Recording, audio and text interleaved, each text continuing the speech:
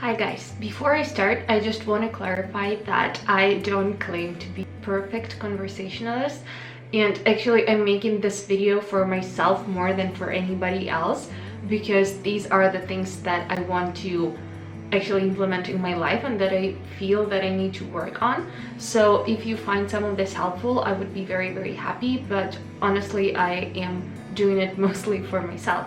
So what I have noticed having conversations with other people and witnessing conversations of other people is that when we talk to others, we actually mostly wait for our turn to speak and we don't really listen to other people.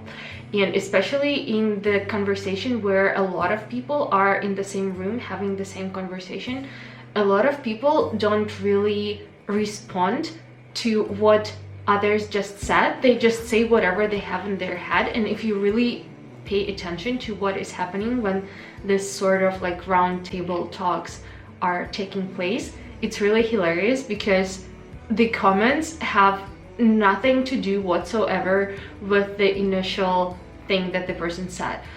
And I find it very strange, and I actually find myself doing this a lot as well. And I try to work on that. And so I sort of created a list of rules for myself. And so I want to share it with you that I am trying to implement in my life to have more productive conversations and to be able to learn more from talking to people, because actually this is how we learn. So first of all, and I think this is why we are actually having conversation with other people, you need to understand that everybody knows something that you don't know, because at the very least they have their own experiences that you didn't have and some lessons that they hopefully learned from them. So they definitely have something to teach you, and if you listen to another people, you can actually learn a lot of interesting things. People are pretty amazing, and I mean, if you really listen to them, you will not regret it. And actually I even have my listen tattoo to remind me about this. And so yeah, rule number one is to understand that everybody has something to teach you and to really listen to people and not just try to state something that you already know, because when you speak you only repeat something that you already know, so you're not learning anything. Although talking about your experiences and about your life is actually quite valuable as well, because this is how you think better, and when you verbalize your thoughts you are more able to sort them out. And this is why talk therapy actually works, because if you like contemplate on your life while talking, it helps you better than if you just sit and think about it.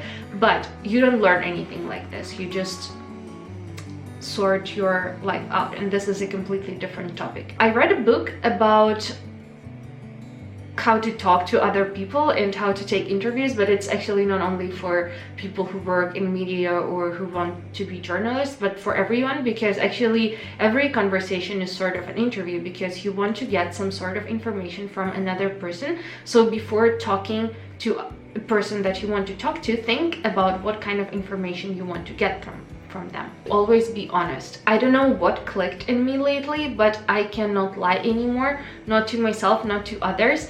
I just really find it repulsive, and I think that even the small white lies that we tell each other every day are destructive for ourselves and for our relationships, because I have been the biggest liar I know since the age of maybe 3. Like I was lying all the time to my parents, to a lot of people.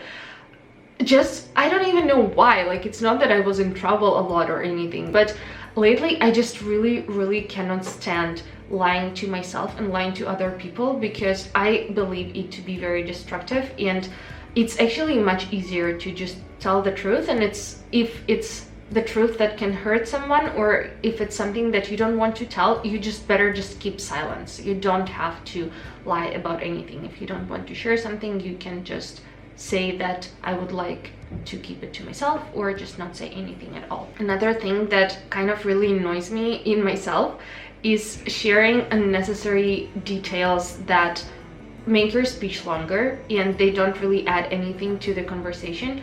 So I try to shorten the sentences and shorten the amount of details that I give. For example, like, no one cares what day of the week it was when the event happened, unless it has something to do with the topic of your speech, or like the year when somebody was born, or any like this small unnecessary details no one really cares about, and they only overburden people with unnecessary information. So try to leave them out. I heard a very nice thing that to keep people interested, only share 80% of information that you would rather share, because then they will be coming for more. So you will be the interesting person to have a conversation with, and people would want to have more conversations with you. Because if you just throw everything, all like the garbage that you have in your head, on the table, then it's just, you know, there is no wonder anymore, no mystery. So keep the mystery, only share 80% of the information that you have, and you will be a nice person to talk to.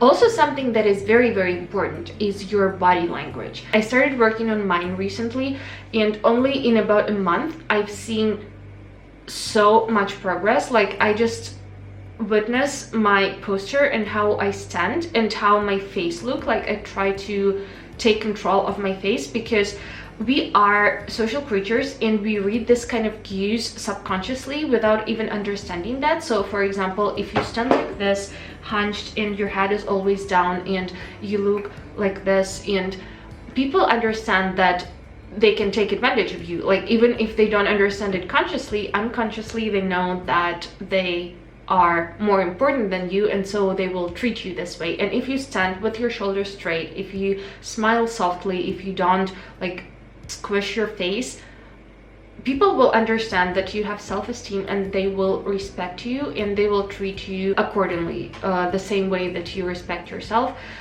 And it actually projects to a lot of events in your life. If you walk into, for example, your boss's room like this, standing straight, like with your gaze up, and not like this, like scared and all, most likely the conversation will have a very different undertone than it would if you came in there like this.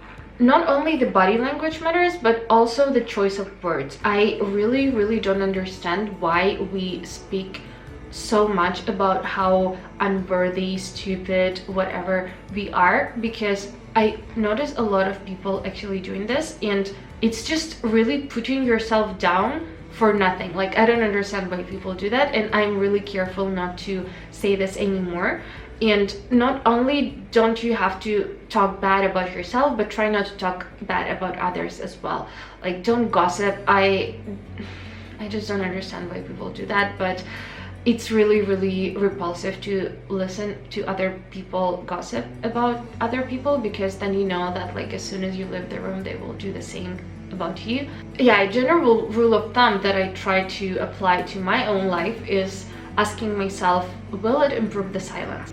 Silence is so nice, and I actually really like it. And if whatever you say either doesn't add anything to the beauty of silence, or if it, you know, it's just a lot of blabbering, a lot of just sonic waves, you know, like maybe you don't have to say it at all. Maybe it's better to just not say anything.